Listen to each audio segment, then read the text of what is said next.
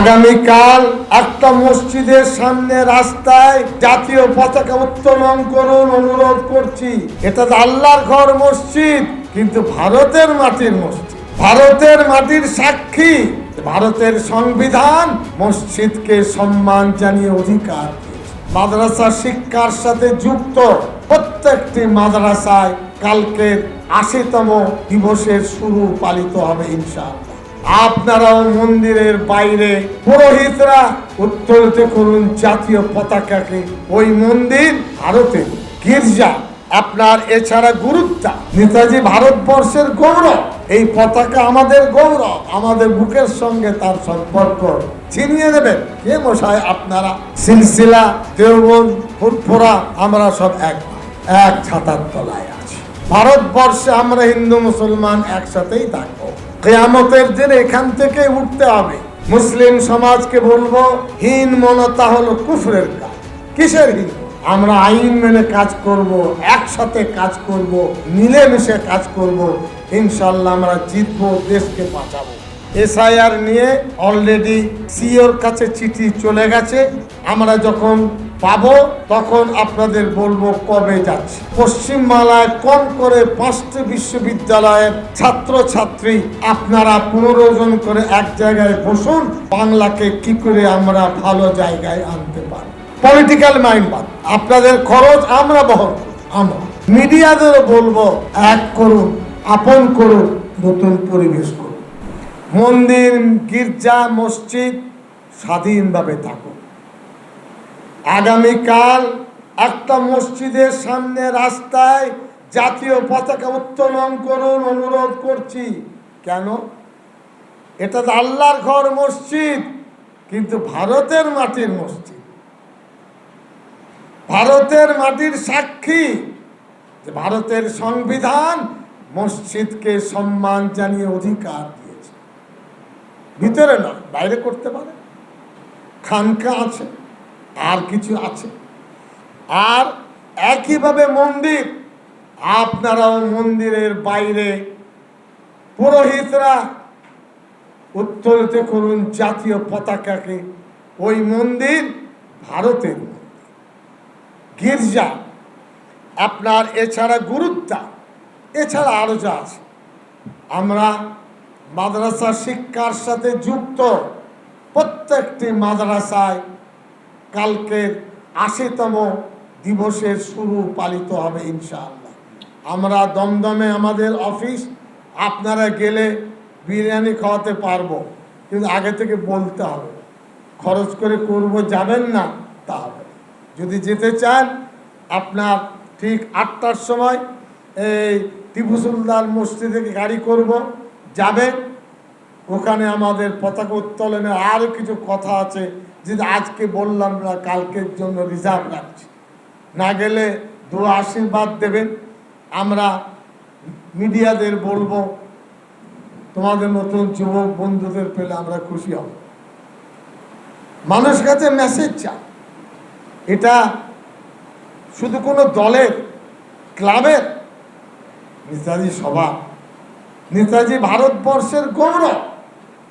এই পতাকা আমাদের গৌরব, আমাদের বুকের সঙ্গে তার সম্পর্ক ছিনিয়ে নেবেন কে মশাই? আপনারা। যাই হোক, দ্বিতীয় হলো শিক্ষার আলোতে আমি দায়িত্ব নিয়ে বলছি। আমার ওটা হলো লাইব্রেরি এবং মাস এডুকেশনের আমি মন্ত্রী। আমি জেনেছি 2011 সালে ভারতবর্ষের শিক্ষার হার 27% আঙুটা ছাপ। মিডিয়াদের শোনাচ্ছি, 27% ভারতে মূর্খ। কে বলেছে? রাষ্ট্রসংঘ। মাননীয় প্রধানমন্ত্রীকে বলেছিল, আপনি সব কাজ বাদ দিয়ে দেশকে স্বাক্ষর করুন। এখনো সম্ভবত 1/4 দেশ মূর্খ। 80 বছরে? হ্যাঁ, এটা লজ্জার নয়? কলকাতা শহরের রিপোর্ট 14% মূর্খ 2011 সালে। এখন হয়তো 3-4% হয়তো কমবে, টিপছাপ। আমরা চাইব ভারত সরকার ভারতকে নিরক্ষর মুক্ত করুন। আমরা চাইব বিভেদকামী পন্থীদের বিরুদ্ধে আসুন আমরা একসাথে লড়াই করি। মুসলিম সমাজকে বলবো, হীনমন্যতা হলো কুফরের কাজ। কিসের হীনমন্যতা? আমরা আইন মেনে কাজ করব, একসাথে কাজ করব, মিলেমিশে কাজ করব, ইনশাল্লাহ আমরা জিতবো, দেশকে বাঁচাবো। আমাদের শিক্ষিত সমাজ যুবকদের প্রতি অনুরোধ, আপনারা কাজ করছেন, একটা সম্মিলিত প্রয়াস তৈরি হোক। এডুকেশনিস্ট যাদবপুর বিশ্ববিদ্যালয় কলকাতা বিশ্ববিদ্যালয় ছাত্রকে চেনে না। ওই ধরুন শান্তিনিকেতনকে চেনে না।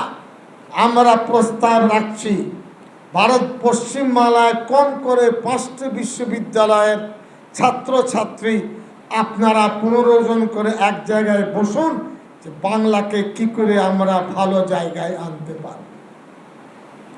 পলিটিক্যাল মাইন্ড বাদ, আপনাদের খরচ আমরা বহন করব। আমরা মিডিয়াদেরও বলবো, এক করুন, আপন করুন, নতুন পরিবেশ করুন। এটা আমি অনুরোধ রাখছি আপনাদের কাছে। সিলসিলা, দেওবন্দ, ফুরফুরা, আমরা সব এক ভাই, এক ছাতার তলায় আছি। যে যার মতন কাজ করছেন করবেন, আলহামদুলিল্লাহ, কোনো অসুবিধা নেই। আর এটা আমাদের বুজুর্গরা শিখিয়েছেন, ভারতবর্ষে আমরা হিন্দু মুসলমান একসাথেই থাকব। কিয়ামতের দিন এখান থেকে উঠতে হবে। সৌদি আরব আমাদের নেবে না, তুরস্ক নেবে না, 1 মাসের ভিসা দেবে।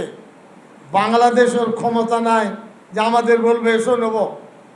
পাকিস্তান তো আমি বাদ দিলাম, এটা আমাদের জন্মভূমি, মাতৃভূমি, আমাদের উন্নয়ন ভূমি। এই ভূমির সাথে আমরা সমৃদ্ধ হয়ে থাকব। আমরা সুশাসন চাই, ভালো শাসন চাই। এই বলে সকলকে ধন্যবাদ জানিয়ে, আপনারা আর বাড়তি প্রশ্ন করবেন না। আমি মিডিয়ার নর্মসটা জানি, এদিক ওদিক করে আমাদের মূল সাবজেক্ট থেকে সরিয়ে দিতে চাই। আমরা মিছিল করলাম, মাইকে চলে গেল, অদ্ভুত কথা হলো, চলে গেল আরেক জায়গায় না।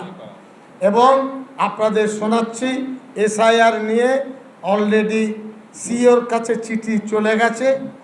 আমরা যখন পাবো তখন আপনাদের বলবো কবে যাচ্ছি।